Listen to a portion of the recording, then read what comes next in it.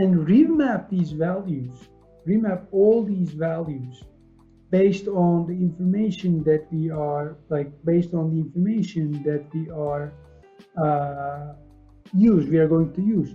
So you see there are like 11 meters, 9 meters, and so on and so forth. So if I go to math for now, we can just put this here again, just to give an idea.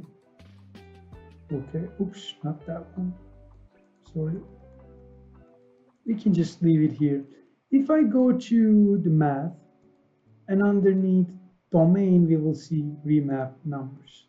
So what this does is basically we are going to use these values as our remapping values. So you see there are different values, like in total 225 that are listed in under 15 different lists.